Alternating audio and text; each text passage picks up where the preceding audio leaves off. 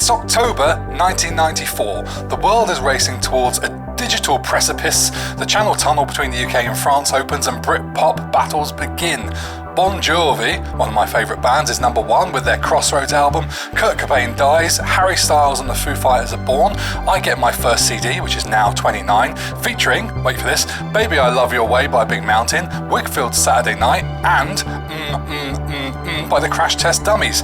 Friends is in its first season on TV, while cinemas get Clerks, Pulp Fiction, and this week's movie, Stargate. Oh, and a fella called Nelson Mandela has become president of South Africa. Thank you for listening to the Rewind Classic Movies podcast. Play that music.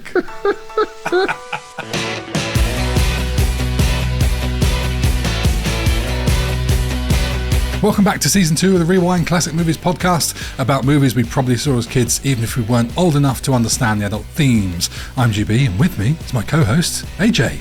Hey, it's me, Hey. Everyone's favourite washed-up ship captain / mildly confused archaeologist. This week, we're going to be looking at Indiana Jones meets June meets 90s sci-fi lad's holiday in the desert. Which I can only mean it's going to be Stargate. Oh, yeah. How was 1994 for you? Man, you've just listed an awful lot of stuff. And that's That October. happened just in October 94. God, I mean, wow. I remember those Now albums. I think we've discussed Now albums in the past. I mean, everyone had them, didn't they? I just found it. We were the demographic, weren't we, basically? Yeah. I found it on YouTube Music earlier and was just put it on as a little throwback. It's Mostly funny. shit. I was listening to I don't know, one of the Now albums on the boat a couple of years ago during a charter, and like there's some brilliant Kiss the Rain. Do you remember Kiss that one? the Rain. Oh, what a tune! It's just banger after banger. It's like, oh my god, this is One great. of my guilty favourites is Sophie B. Hawkins, Right Beside You. Oh yeah. What have you been doing recently? Well, this is it. I mean, I think we've both been on the road or in the air. I just had 2 weeks in Germany filming, and Oh yeah, of course. yeah, I watched Downfall, Blut, God, St. Trinians from 1960, whatever it is. I was going to say the original Centurions. Wonderful. And Argo. Yes, Ben Affleck, writing, directing, starring, all of the producing. He did everything in that one. Exactly. What a great movie. How about you? I have also been everywhere. And also after I finish this podcast, I need to go to bed because I'm leaving at 4:00 tomorrow morning for like another week and God knows where else. And then you come back, and then I go to Miami for 2 weeks, and we're wondering how the hell we're going to get this podcast out on a weekly basis. I know, it's nuts. It's just like, how are we going to get this done? But there we go. What have we been doing? What have I been doing? The kids have discovered House. I think it's on Disney. I haven't watched the whole thing in the past. I've watched bits and pieces over the years, but it's actually kind of cool when it's on in the background and I'm doing stuff around the house and you catch Great bits review. and pieces. You get sucked into it though. It's quite funny. But I tell you what I did watch in its entirety while I was cycling on my indoor trainer was 4 Weddings and a Funeral. And it's brilliantly fun, and it's been a long time since I've seen it, and I really enjoyed that, and it took my mind off what I was doing on the exercise bike, and yeah, I mean, Hugh Grant, classic stuff there. It's just typical kind of Richard Curtis, and really the beginning of that sort of Richard Curtis era of making those very British romantic films. They're lovely. I would ask you to do a Hugh Grant impression, but I suspect it's just going to sound like you. That's the thing. That's the thing. So many people have said that I sound like Hugh Grant. I just don't have the hair anymore. I used to once upon a time, but yeah, don't have the hair now, and I could. Oh no, I'm not going to do the impressions. No, because I haven't got the hair, and I want to put my hand up, and it's just, You managed an O. Shitsty brickety. Oh, fuck. Right, yeah, yeah. Anyway, go on. That was about as good as my Nelson Mandela. It'll do. Right, Stargate. Yes. Directed by Roland Emmerich, who made Universal Soldier in 92 and would go on to direct things like Independence Day and The Day After Tomorrow. He likes a day, doesn't he? Stargate was released in 1994 and cost around $55 million. It would go on to make almost $200 million worldwide, received Mixed critical reviews but strong audience support, won a few smaller awards for things like music and special effects, and unexpectedly launched one of the largest TV sci-fi franchises, easy for me to say, of all time, giving the film a cultural legacy far bigger than its original trilogy plan. We'll talk more about the trilogy in the fast forward, but AJ, tell me about your history with this movie. I distinctly remember when this came out. I was in school, and for some reason it was like a big deal around school. And one of my mates had the poster up in his dorm room by his bed, and I remember thinking, I need to go and see this. And I know that I think some of the sixth formers, or I don't know, some of the older kids in school had arranged a trip to the cinema, but because we were one of the evenings they all went out and we weren't allowed to because we were too young and stuff. Obviously, boarding school, obviously. And I remember it being a huge thing, and I wanted to go and I couldn't. So I remember, I don't remember exactly when I watched it. It must have been around about that time. It was definitely on VHS, though, not at the cinema. So it would have been, about 3 years later. I was going to say, it was probably significantly, quite a long time later. And I remember really liking it and definitely having seen it a few times as a kid. But I haven't seen it probably since we had it on VHS, and I think it was purchased on VHS as well. It wasn't recorded off the TV like sort of everything else. It was a genuine purchase. So it was really nice to see it again, and I know I was a pretty avid watcher of SG1 when it was on the telly, whatever channel it was on. I used to watch that quite a bit. Was that Sky? No, we didn't have Sky, so it wasn't Sky. It was, I don't know, probably just after The Simpsons on Channel 2 maybe, or something. I don't remember adverts in it. And it was sort of frowned upon to watch anything other than the BBC in our house at the time. So I'd imagine I'm on the bit, but I don't know. But I remember watching it, and it was cool. What about you? Well, so we should say this was our monthly Patreon pick, nominated by our Patreon Simon, and picked at random from Simon. Loads of other movies that everyone nominated with our big spinny wheel. I wasn't that excited about it when it came up initially, I'll be honest, until someone mentioned, it might have been you, that Kurt Russell's in it, which of course is a game changer. I can't believe you didn't know it had Kurt Russell in it, so be honest. That's the interesting thing, right? And when I heard that, I was well up for it. And I would have sworn I knew this movie fairly well, even though I didn't know that Kurt Russell was in it, which I think is a big clue. So I can't have seen it since it came out. And I might even question if my only viewing of it might have been as a teenager while, let's say, multitasking, probably playing Championship Manager or something, or trying to get my hand up someone's jumper or something. Because watching it just felt So you're going to say something else then? Yeah. Sorry. Yeah, Get your hand up, Championship Manager. Exactly. Hand on the balls. Oh, man. Yeah, I had no real memory of it whatsoever. Sorry. Go. Let's talk at the start of the movie. Wicked. Cold open, dusty dig site in Egypt. Very mummy. Here we are, Egypt. They're digging stones up. They've got this great big thing. They've got all these ropes out, pulling up this big round object. That's going to break, guys. Pretty sure you probably shouldn't be doing that. But no, they're hauling this thing up with ropes, and then it just sort of stands there and doesn't fall over, which is quite amazing and didn't break. And you got the little girl being a thieving git, I'm just going to help myself to this sort of bracelet thing, this necklace, this Eye of Ra. Obviously, you can tell that's going to be used later on in the plot. So it's all this dig site, and then hard cut. You got Daniel Jackson, nerd, sort of outsider, going through an academic humiliation speed run. No one's interested in listening to what he's got to talk about. Everyone's waiting for him to go, it's aliens, but he doesn't. He doesn't say it's aliens. He's like, well, I don't really know who it was that designed the pyramids, but everyone sort of is waiting for that before they walk out the room. I don't know how many other films have done it, but I feel like it's a cliched thing in the film where the limo drives up and it's raining, really raining, and this wealthy benefactor leans out and goes, I believe you, get in the car.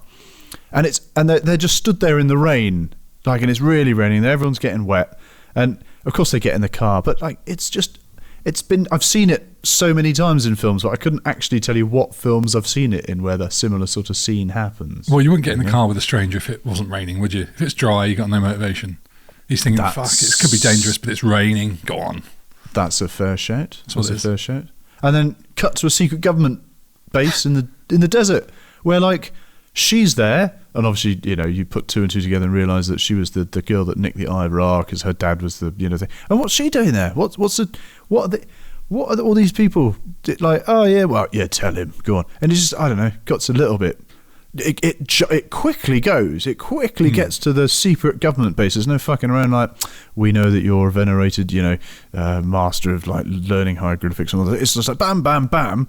Wow, Stargate's open, go. Jesus Christ, we're barely half an hour in, you know? Whoa. It did take about 12 minutes to get through the opening titles of the bloody big mummy zoom out thing.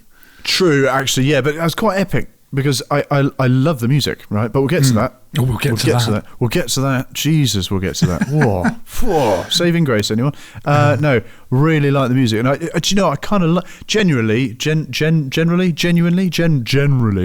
I don't like those slow. I just want to get to it. Like, you know, all right. I'll watch the credits at the end. I will watch the credits, but I don't need to know. So, but actually, this one I kind of like because I like that slow burn and like, oh, what are we revealing here? Oh, it's a fucking mummy. That's interesting. I feel that sort of thing's been done to death now. It was of its time, wasn't it? Yeah. It was of its time. I love this kind of epic theory of pyramids being made by aliens and having them on other planets. And we were chatting just a few days before this, and I said to you, if you gave me a story about Nazis and the Egyptians and the moon, I'd be over the moon. It's true. So this is about as close as you get. But it's mental, isn't it, when you think of it? Because like they had pyramids in South America, you know, and they're in Egypt, and it's like, you know, they were made a long time ago, and you're telling me that two completely separate people who've probably never met each other, who have nothing to do with each other, built very similar structures. Maybe they were made a long time ago in a galaxy far, far away. Maybe. Eric von Daniken's got a lot to say about it, although he was off his rocker when he wrote his book. I don't know if you're familiar with Eric von Daniken's work. I prefer his earlier stuff. Which means you don't know who I'm talking about, which is fair enough. It's probably not a bad thing, to be honest, but yeah, okay, cool. But let's talk about how this movie came to be. There's not actually a lot to talk about here, which is good, which means we can race through it and get to the good stuff. It wasn't based on a book or a comic. It was an original idea from Roland Emmerich. And I really thought it was I thought it was a book, and I was trying to find the book, and I couldn't. So yeah, it's interesting, isn't it? Because it does feel like someone wrote this somehow. And it's just, oh no, the director came up with it. Yeah. Well, so it's Roland Emmerich and Dean Devlin, and Dean Devlin and Roland Emmerich are going to be coming up quite a lot between this episode and the fast forward. And their pitch was basically archaeology meets space adventure. Two things, Egyptians and aliens, which apparently Roland Emmerich was a bit fascinated by.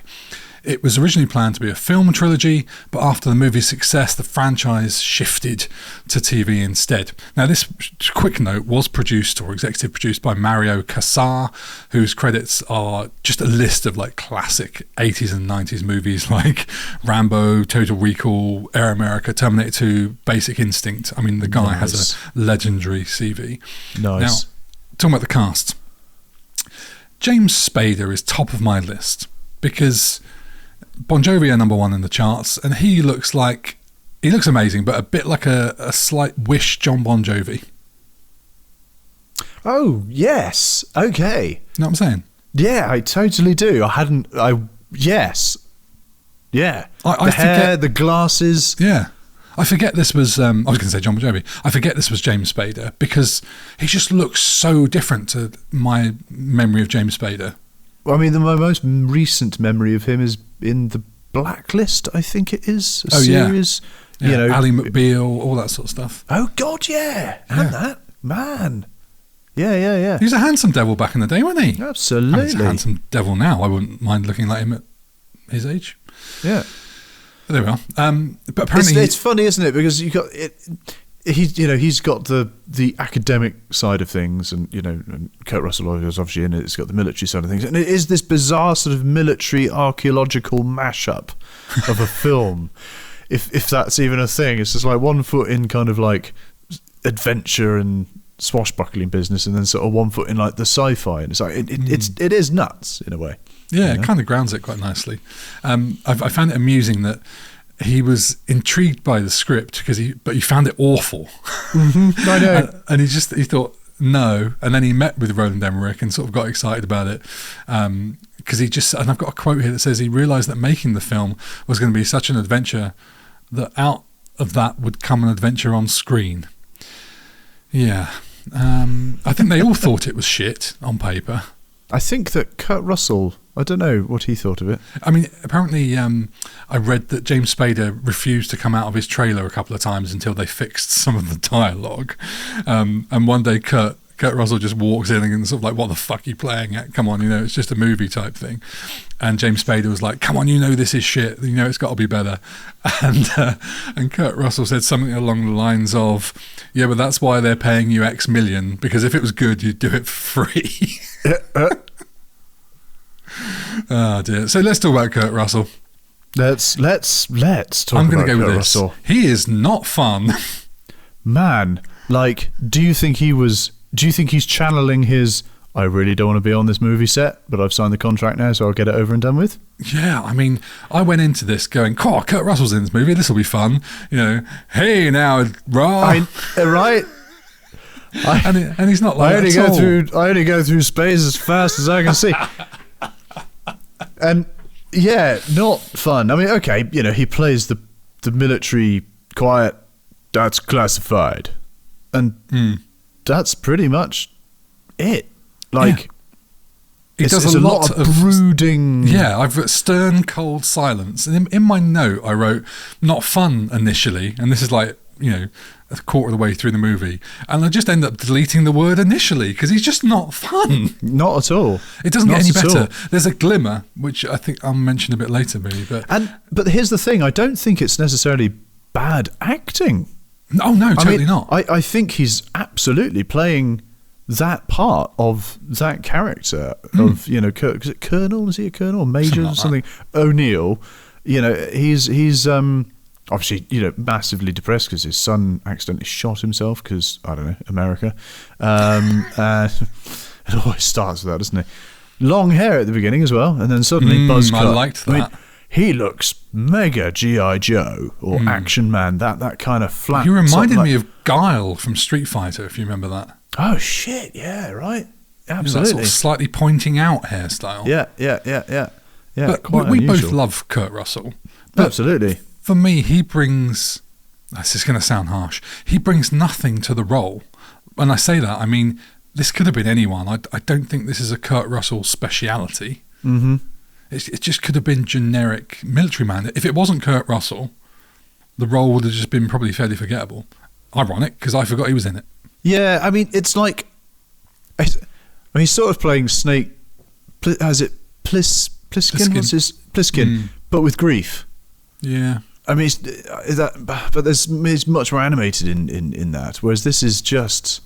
But that's the thing. I can't knock his acting because he plays that military stoic, just going to get this fucking job done and get out of here. He really sells the grief, and I was shocked about the kid thing because I thought, crikey, this is a bit dark. I don't remember having anything like that. But the problem is, it's a great bit of drama, but that one scene sets him up to be a miserable bastard for the whole film. Mm-hmm. And actually, I know this is like fanboy sort of thing talking, but I would have much preferred to his character not to have been miserable, not to have had to have been brought out of this fucking grim era, and just be a bit of fun for the movie.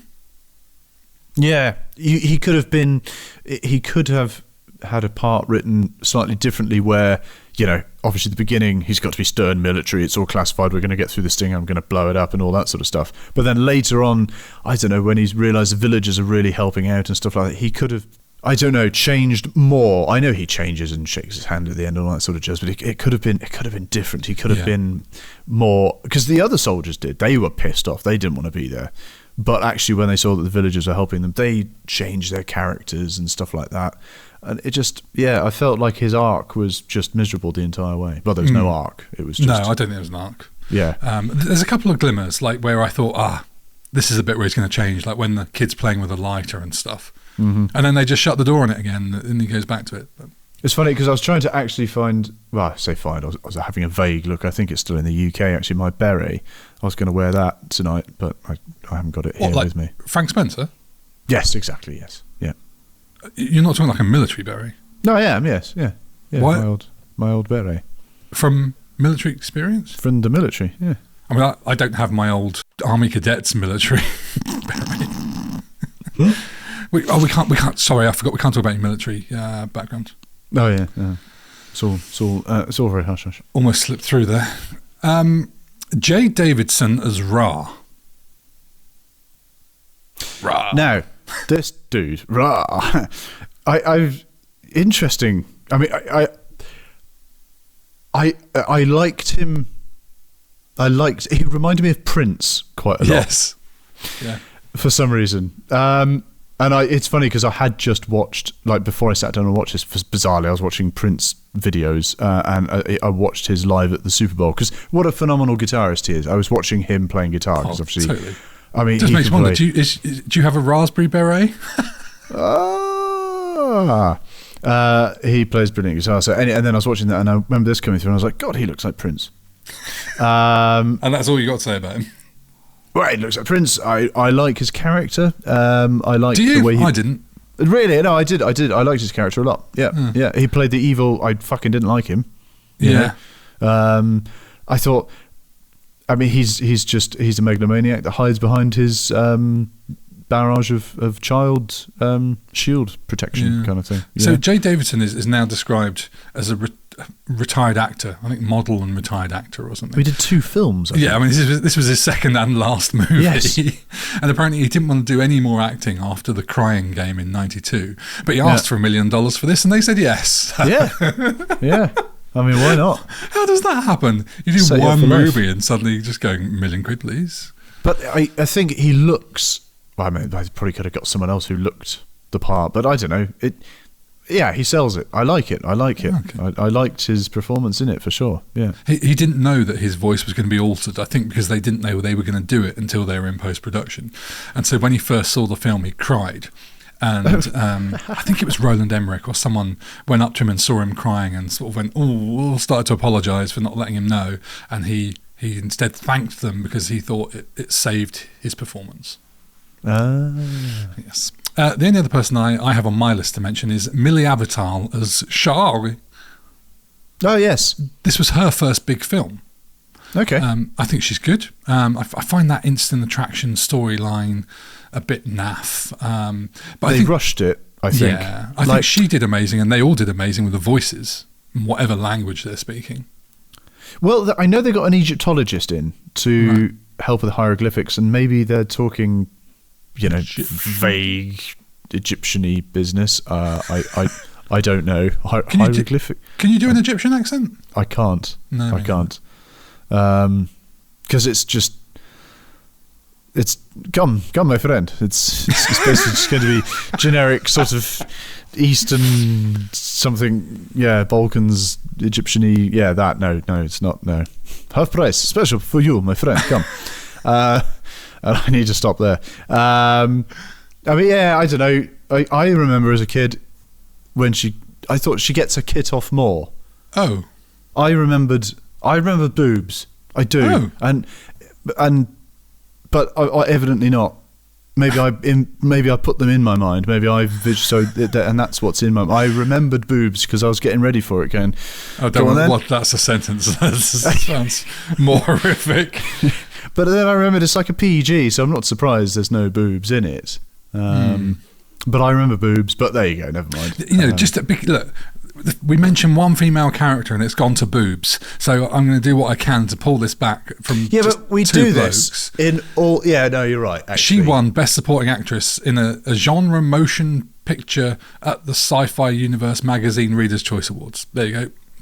She's the only one in the movie to win something for being an actress in the movie. The rest of us all technical things. Maybe we shouldn't talk about boobs so much then. No, I don't mean to. You're a disgusting chauvinist, misogynist. Relic of an old relic of a Cold War. I was trying to make the line. God. That's the one. Should we talk about the visuals? We've talked about her visuals. Hold on. Or lack of them. The honourable mention to Jumon Hunso, or however you pronounce his name, as Horus. Now, it was probably one of his first roles. He was the guy in Gladiator, the black slave that hangs out with Maximus Decimus Meridius, commander of the Legion of the Northern Armies or whatever. He crops up in a lot of films. He crops up in a lot of stuff. And, this is quite a long time ago. So I remember seeing him going, I know him. He was in Gladiator and other such films. Ah, yes. So there you go. Nice. Shall we talk about the visuals? Should we talk about the visuals? Yeah. Nice. I mean, overall, I thought generally pretty good, except for the eyes and the morphing. The eyes, when his eyes light up, it's like, just there's no need for that. Like, why? It just, I don't know, just that felt rubbish. Didn't like that at all. That was like me trying to do that effect about 10 years ago.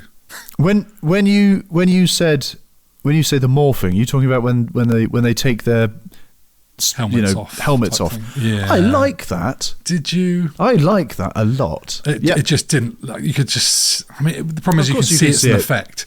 Yeah, you can. But actually, I thought it was quite cool. I like that. Okay. Yeah. I just thought it's like one of that. those where it's like, that's cost you however many thousands of dollars to do that. It doesn't look great. Just have him take a helmet off or something.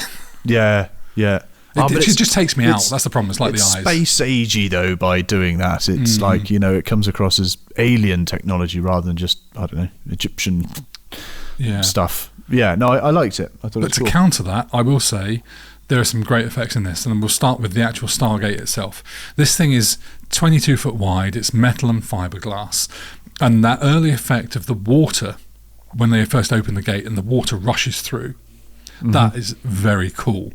They fired, it was 120 pounds of air pressure blasted from an air cannon into a tank of water to get that effect. It's cool, isn't it? Yeah. I love that. That's just so clever. Like, it's I don't know whether that's in the script the or not, case that they're sort of sitting down going, how are we going to make this work? I don't know. We'll get the leaf blower. Put a camera in that tank and we'll just see what happens. And it's great. It's that kind of, we talked about this quite a few times. Like, they've got to get inventive. Like, how are we going to make this work? We'll do it like this. Yeah. And it was cool. Yeah. When you see James Spader put his face through the gate, first of all, when he sort of lingers a bit, that effect is him putting his face in a tank of water, as like the effects crews sort of waved away all the air bubbles and all that kind of stuff. And then he pulled out basically, and then they shot it. Well, they did it in reverse. So when you see his eyes open, that was actually his eyes closing. Oh, okay, interesting. Yeah, I can see that. I just got a vision of him like almost like bobbing for apples, and then filming it. Yes, because then he steps through, and then suddenly cut to the getting sucked off into the. Well, you know what I mean. You definitely watched a different version. Oh yeah, well for fuck's sake. Sucked into oh god, I can't say anything without you fucking. Yeah, I realise what I've done. He puts his face through, and then suddenly he's shooting off down. Oh fuck! Oh god! Oh no! Oh god! Yeah. I'm going to try. I really like that physical little tracking device thing that moves across the map like a fancy magnifying glass thing. I thought that was cool. That was great. It looks like a practical effect. Yeah. I like that. And the Stargate was originally a triangle on its tip. Really? Just the tip. Okay. But Roland Emmerich changed it to a circle so it could rotate and do all that sort of stuff. And originally they had it as just black in colour, but they said it looked like a big tyre, so they made it silver. Okay. I mean, it's quite. I know they've dug it out of the ground, and I know there's Hollywood and all that sort of stuff. But they've managed to figure out that that thing goes inside that thing, and it turns, and they've got the machines to set it all up. But like, God, wow. I think it's easy to just sort of forget that they had to design that Stargate. I think it's real perfect in its design, and it's crucial to the movie working to a degree. And if they didn't get it right, it would have been a bit harder to believe, but I think they nailed it, and I think it's easy to assume that this is just the design and stuff. I love the concept of it. The idea of like, if you step through there, you're going to end up on the other side of the galaxy. It's cool, man. Yeah. It is really cool. I didn't like the whole needing computers to program something physical. I thought that was a load of bollocks. Yeah, maybe. Yeah. There is we get a cliche alert in this as well as a classic freeze and enhance. Yes. Yeah. We'll let it go. And well, because all right, so that happens in. There's a bit in that where he's doing Blade Runner and he's getting it to zoom in on bits and pieces, and it reminded me in Ra's ship, if you will, the sort of like black and gold and that geometry, that like the ancient luxury sort of, I don't know, chic, ancient luxury chic. I'll go with. Yeah, baby. It felt a bit Blade Runner in there because obviously, when they're doing that bit with the replicant, they're in that sort of. It feels like it's a with the shimmering water. Yes, that's the one. Floors. Yeah. Feels like that. Feels like that. I mean. Yeah. They filmed a lot of this in Yuma, Arizona. Apparently people were drinking like 5 gallons of water a day and they never had to go to the toilet because they were just sweating so much. It all out. It sounds like work on the boat in the summer. Yeah. That's it. But sand was a nightmare, and they tried all sorts of things to remove the footprints in the sand. They had helicopters hovering, they had airplane jet engines blowing at the sand, they had teams of people sweeping it. And I think they also just tried VFX removal, which is why I'm mentioning it here, really. But classic challenges. I read all the desert scenes were shot in a place called Buttercup Dunes in California. Oh, okay. Maybe I got it. But no, I think some of the excavation bits were filmed in Arizona. But this is just what I've read on Wikipedia. Like it. I was watching it. Mine came from a behind-the-scenes documentary about it, but I can't remember at what point of the movie they were talking about. So fair enough. I did mean to look up Buttercup Dunes, that never got round to it. But it is quite funny that all these sets double for different places. You're supposed to think you're in Egypt or something like that. You're not. You're just in California. The shot of Jackson being dragged across the desert by the weird horsey animal. They tried horses for that, but the horses got too hot under all the big costume on top. So what you see in the movie, 2 blokes in a suit, is a puppet for Jackson being dragged by a dog. No, that's brilliant. That's brilliant. Oh, I need to go and look at that now. Yeah. That's it's fine. funny. It's quite convincing. I mean, the fact you never noticed. Totally, I never noticed it. Exactly. I mean, that's high praise indeed. Absolutely. Yeah. That's great. And generally, I thought all the costumes were really good. Yeah, it's a good movie. The costumes were wonderful. I mean, I thought all of their wraparound sort of threadbare stuff was very, very cool. And talking about that alien. That alien camel, if you will. Yes. Like when he's being woken up with the tongue and it's like that trail of slime. It's horrific and it's great. It's very cool. It's what you want. Really good. Any more on visual effects for you? No. That'll do me. In that case, we can move on to the La Musique. Now, what did you think? I thought it was absolutely fucking wonderful. Isn't it? Yeah. Isn't it brilliant? I had no idea it was going to be this good. It's so good. The whole score is amazing. David Arnold, I'd not heard of him really before. I've not really heard of him do, a load of stuff before. But I. You mean at the time, or you mean now? No, well, now I didn't. His name didn't ring anything. Ring any bells. A load of Bond movies. Yes, and this is the thing, and I have found out that he's done a load of Bond movies, including stuff we've recently talked about. Basically the Brosnan era. Yeah. I mean, he did the one at the end of he did the one at the beginning of Tomorrow Never Dies, and also the one at the end of Tomorrow Never Dies. I mean, he did the scores for most of that era. I mean, it's nuts the amount of work he's done. Huge amounts of work. And did Hot Fuzz as well, and also Sherlock, Good Omens, which has been recently on. Loads and loads of stuff. So I'm shocked and a little bit saddened and upset with myself for not knowing this guy. He also co-wrote "You Know My Name" by Chris Cornell. Yes, yeah. I mean, what a tune! Yeah, I don't know this guy. I feel really bad because, I mean, the whole soundtrack is brilliant. And here's the thing: I remembered it. I could sort of whistle along to it or hum along to it. And I haven't seen this film since I was a kid. Yeah. Yeah, it's really stand out. Like when James Spader puts his hand through the Stargate and stuff, it's proper. It just switches to like wonder, and then almost like straight back to tense as he puts his face through. Like the roller coaster and the range. It's got some John Williams bits in there that I feel like there's some pulled from that bit, but it's kind of like 80s wonder, 90s action. Like there's a whole load of stuff in there. Did you read about what he was doing before he got the job? Wasn't he working in a cafe or something? He was working as a record store clerk in England. Dude. And he was writing scores for student movies. I mean, it's nuts, isn't it? Oh, could you just film my Hollywood blockbuster for me? Yeah, God. it was his first American feature film. Wow. And then when Devlin and Emmerich flew to London to meet with him, they hadn't heard the score or anything, but they hired him after hearing his work on one other thing that they liked that came out the year before. And they basically gave him complete freedom to do whatever the hell they wanted with it, which is a bizarre thing to do for someone so sort of inexperienced in the movie world. Right. And then when they heard it, they just said, I think they quotes, he'd elevated it to a whole other level. Totally agree with that. Yeah.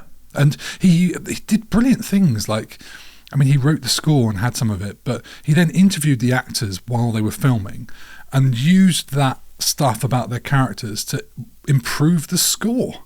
Mm-hmm. What? Mm-hmm. That's insane. No, it's great. Emmerich obviously loved it because he worked with him again on Independence Day and Godzilla. Yes. I mean, directors do it so often. It's like, yeah, this worked. Going to use the same guy to do it. It's the directors and cinematographers, or directors and composers. That's the one I'm looking for. Sorry. Did you see what he was up to lately? Because it's made me wonder what he's been doing since the end of that Bond stuff. No, I can look up. Oh God, other work. I'm just having a quick scan through 2019. He's doing something with Sophie Alex Bextor's orchestral album. Oh dear. Songs from the Kitchen Disco discography. Just looking at 2022. Not a great deal. In the last sort of 10 years. He did Hot Fuzz. He did do Hot Fuzz, and he did Good Omens, which are brilliant. Oh, he did Quantum of Solace. Yep. Yeah, no, he did. He did a whole load of stuff. He gets to 2012 and then not very much. Talented man. Very much so. Any more on music for you? No. Absolutely love the music. Got a lot of time for the music. Yep. I think it saved a lot of stuff for me. So let's talk about things we want to talk about. Do you want to go first? Yeah, why not? All of the army people are constantly cocking their weapons. Are they? Is that what you were doing, expecting to see boobs? Constantly cocking my weapon. All they do, anytime they sort of like, who's there? Someone cocks a weapon. Like, even just before they walk through the Stargate, they're cocking a weapon. It's like, for fuck's sake. All they do is cocking weapons. So someone in Foley's getting a little bit, funny enough, with an itchy trigger finger. Right? Someone in Foley doesn't know what they're doing, I think. So are you saying it's purely audible? Well, a couple of times you don't see them. They just sort of move, and someone's put a cocking, put a cocking noise in there. It's like, oh, that would happen there. So I don't know, just like it's one of the things that no, but it's fine. It's fine. And it sounds like a Foley thing because it sounds exactly like the weapon cocking in GoldenEye 64. Iconic. Absolutely. It's like the Wilhelm scream or something like that. You hear certain sounds that are just, I know what that is, My first one is just how they've got all this fancy computer equipment. I sort of touched on this a minute ago, but all this equipment to start up and program the Stargate on the Earth side. And I just thought it was a bit naff that they've somehow done all this programming into this ancient physical device just to seem techie in the 90s, like for the sake of it. And then they talk about going through and having to program it from the other side with different symbols. And despite the fact they've got this huge custom built building and everything underground, they just take some cases through. It's not a huge supercomputer. There's probably a laptop and whatever. It's like, well, that'll do. Oh, okay. Yeah. I just didn't like the idea of something so physical and need to be turned, and they've programmed it in the computer. You can see the symbols, and it's just like, oh. I'm sure in '94 we probably went, this is cool. I'm sure. I mean, I guess so. I like the fact he just could think that, we'll get to the other side and I'll figure it all out. Don't worry about it. No way. No, they'd never do that. It would just he did fix it in 30 seconds when it was trying to do 2 years, or they said. True. Yeah. Here's a question for you then, as opposed to something I want to talk about. Is the film better before the action kicks in? I said we haven't really talked about whether it gets better or worse at any point yet. It's just a thing I was thinking about when I was writing these notes, and I was thinking, it does get actiony, and that's cool because it's an action film, but like I really like the mystery and the intrigue, as they're discovering stuff and they're walking through and they're just, and I feel there's a very discovery part of the film and then an action part of the film, and it's quite separated. And I really like the discovery bit when they're coming through and they're setting up camp, and then they go to the villagers and they're talking to the villagers and they're offering like a Mars bar and he eats it and it's like, oh, that's fucking great. And then they come in and they're talking and it's like, oh, and you've got the equivalent chilled monkey brains. Chilled monkey brains. It's like, oh, it tastes like chicken. Blah, blah, blah. And you've got this really cool discovery element. And it's like a travel show in the first something half. Like that. And is that better than when the action kicks off? I grew up as a kid of the 80s, right? So action movies like Commando or whatever it is, it was all about the action. Oh, that's cool. Blowing shit up, killing people, great. These days, and it's been this way for probably most of my life now, action scenes, unless they're done very well and for good reason, they bore me to tears. And this, I would entirely agree with you, because this felt like I was just encouraging on for the first half, going, and I was like, come on, next, what are they going to find next? What is this all about? Because I couldn't remember it, and I was just like, well, find stuff out. And it reminded me of a bit like the X-Files in that, you'd find one bit out, but you're just not satisfied. Find something else out. And I never really got to the point of satisfaction, I would say, and then it all starts kicking off. And well, let's just get into it now, because my next point was going to be about pacing, and it's quite slow, I thought. Now, I love a slower paced movie, but this felt like it was taking its time in places I wanted to hurry up, but that might just be me being impatient. But about an hour in, and I was kind of really just wanting it to move along, and Kurt was bumming him out. Kurt was bumming me out. For fuck's sake. Oh my God. Oh dear. I misspoke. Then the kid chokes on his cigarette and stamps out, and Kurt says, "You're right," and does the same. And that gave me that little glimmer of, oh, we go, we're going to get some Kurt Russell humour now. And then he touches the gun and it's all back to fucking misery. Yeah. And the action didn't really do anything for me. I won't say any more about what I think about it because I'll save it for later, but it just got a bit frustrating. I don't understand what the point of him having his kid, what was the point of his loss? Why couldn't he just be, generic army man? Why? That's like what I said earlier. If you take that bit away, because it doesn't get resolved in any way, or it doesn't contribute to anything other than making him miserable, I think you just have a slightly better movie. I see what they were trying to do, I think, and I think you ultimately were thinking, well, we want him at the end, everyone to sort of stay behind, everyone else be happy, and he's like the lone hero that wanders off, with this new life or something, I don't know, but it just never felt satisfying. Yeah, no, fair enough. Simon on Patreon is starting to get annoyed at this point, shouting at us probably. Oh, really? I imagine so. Oh. Yeah. Nice. Well, this is one of his favourite movies, I believe. Is it? No, that's interesting. Well, he fucking nominated. It was one of his 4 movies he nominated to be watched. True. Yeah, but I mean, I've nominated some stuff and put stuff forward that isn't necessarily a film that is one of my favourite movies, but it's a film of that era. We put an appeal out on Patreon for people's comments on this, and I can see that he has replied. I can't see what he said, so we shall look forward to seeing that shortly. Indeed. Any next one for you?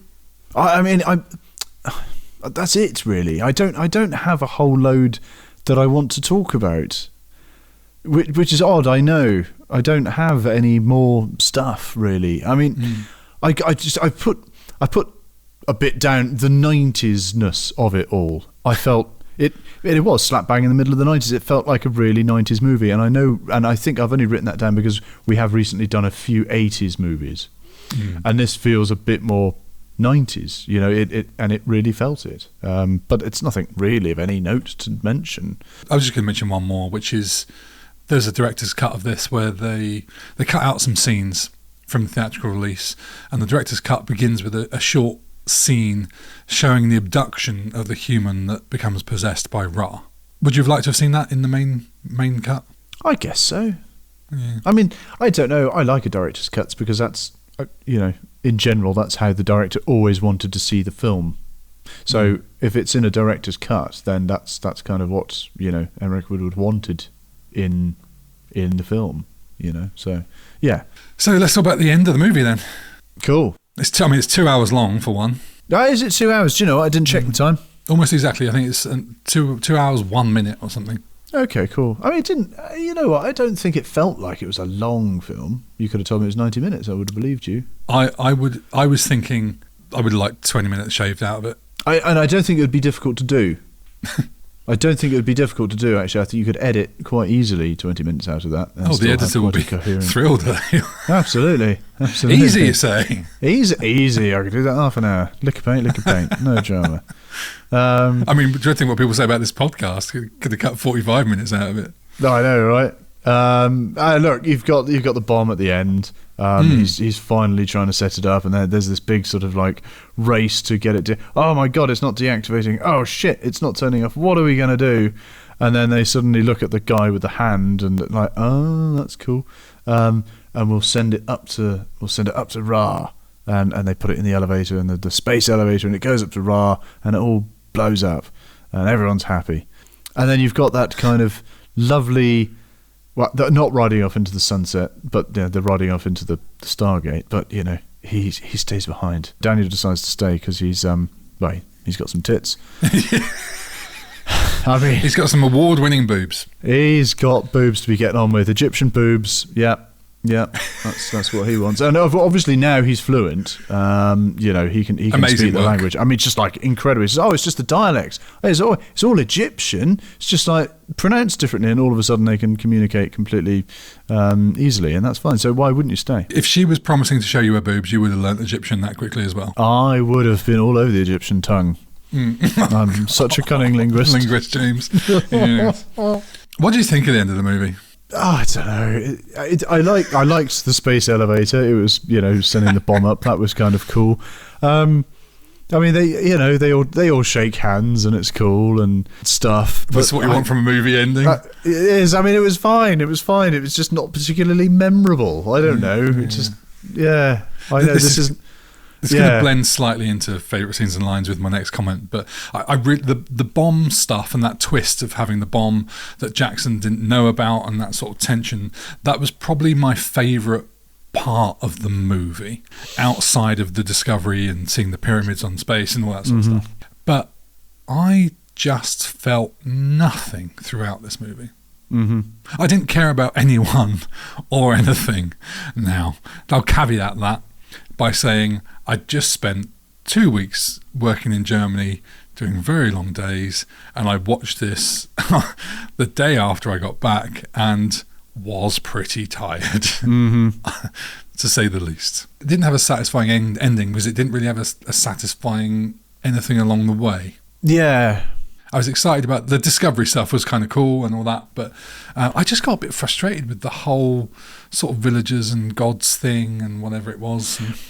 And it's funny, isn't it? Because I like all that. I mean, theoretically on paper, I should love it, right? I liked the dynamics between I don't know, maybe they were brothers in the village. You got the one kid who's quite switched on. He's got the lighter, having a cigarette and all that sort of stuff. And it seems like his brother, who's not quite there, he's a couple of slices short of a full sandwich.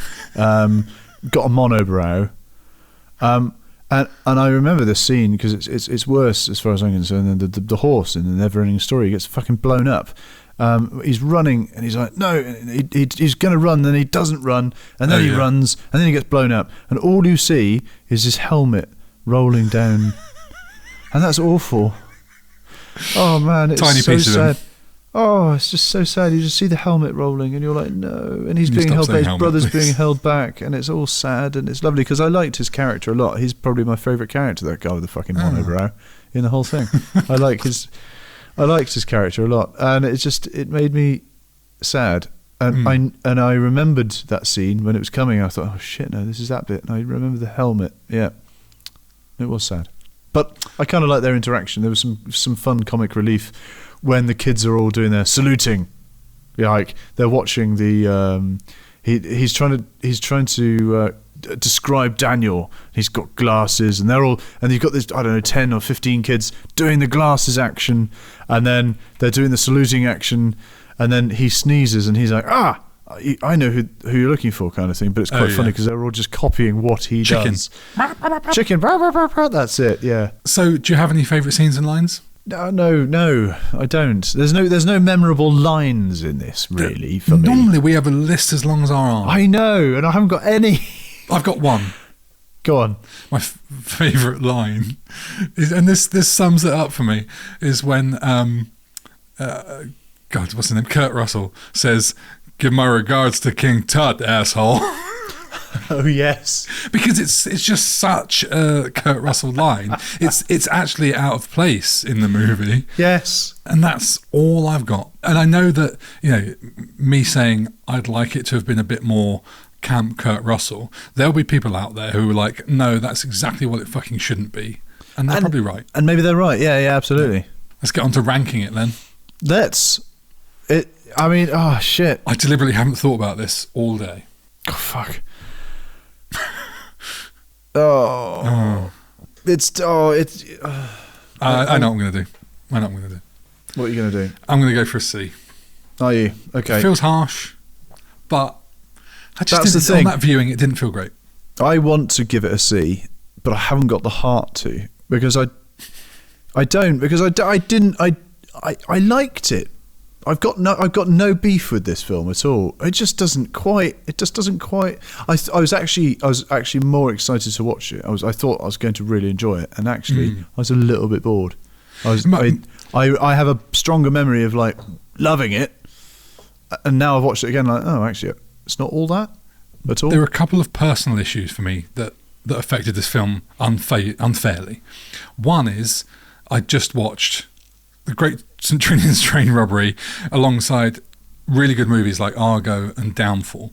Mm-hmm. And then I'm watching this after, you know, a long travel day and a lot of work. Mm-hmm. And the other thing is my own expectations, which is always the biggest killer of movies.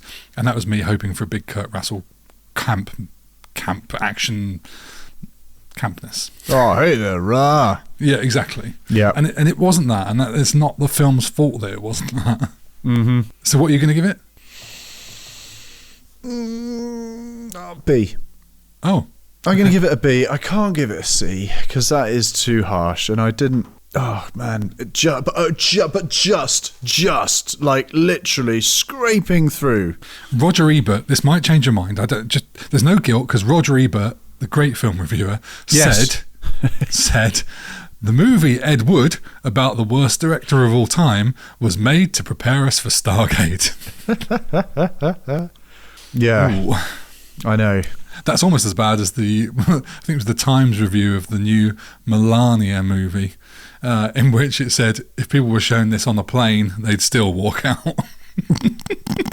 Amazing. Oh my God. I know that's just premiered recently, hasn't it? Or something like that. I'm not sure. So to single figure ticket sales, apparently. I'm not surprised. So you're going with B? I'm going with B. Yeah, okay. I'm going with B. I totally enjoyed the film. It just didn't. It's a good flick. There's nothing really particularly stand out about it that makes it absolutely fantastic. It's not imminently rewatchable, but I'll totally watch it again if it's on sometime. I've got no issue with it. I can't quite give it a C because that seems a bit harsh, like you said, but it's close. I was there, but I thought actually no. Just because it wasn't all CGI, and there was a good amount of sets in it. There was a good amount of filming in the sand, and there was some good set work. It's not it wasn't one of those CGI fests, which Right, let's talk about some Patreon comments and some comments from the internet. Nice. Have you got access to the Patreon I'm ones? just going to see if I can see what I can do. While you're doing that, there's a comment here on Instagram from Chris Kite of the Hero Shot podcast, who says, great movie, horrible TV show. Ooh. Oh, okay. Because I quite like that TV show, but then also I was very young. I haven't seen it since I was a kid when I was watching. Same. The TV show. I think my memory of the movie was actually more from the TV show. I think so in terms of expectations. Okay. So because I can see one of the Patreons, Doc on Patreon says, I much prefer the TV show, but it is probably Roland Emmerich's best movie, which is interesting because I I looked up the reviews and like the Rotten Tomatoes for Roland's movies, which we're going to discuss more in the Fast Forward episode. We're going to look at some of his movies, some of his unrealised movies, and some more Stargate. But I think it's like his third best, Rotten Tomatoes movie. Okay. Right. Have you got another one? Yeah, Kat. She says, I rewatched it ahead of the podcast and was struck again by how well paced it is. Wasting no time getting to the heart of the story and the journey through the Stargate, as we talked about at the beginning, didn't we? Kurt plays a man seemingly broken by the loss of his child, throwing himself into the mission as though he has nothing left to lose, and in the end finding quiet redemption, while James brings heart and belief to the film. A man passionately committed to ideas others see as impossible. The blend of science fiction and mythology, from the Stargate itself to the alien posing as a godlike Ra, keeps the film engaging throughout. Can't give it an S, but it definitely gets an A from me. Well, we are. There you go. This is an interesting. It's like throwing a bunch of darts at a bloody scoreboard. It is, isn't it? And also, because actually, I think quite a few of our Patreons and the films we've done recently, we've all been very similar in agreement. And I think actually this week, yeah, might disappoint some people. I'm very sorry. I'll read Bryn's if you want to queue up Simon's. All right. Bryn says, I watched this movie again last weekend in preparation for the podcast. The concept, aliens and ancient civilizations, may not be an original one, but it's brilliantly executed here. However, I like it however, because it's so brilliant, you have high expectations for the story. The first half of the movie was great. This is what we said, right? This is the discovery section. This is what I was saying, yeah. But I felt the second half ran out of steam a little.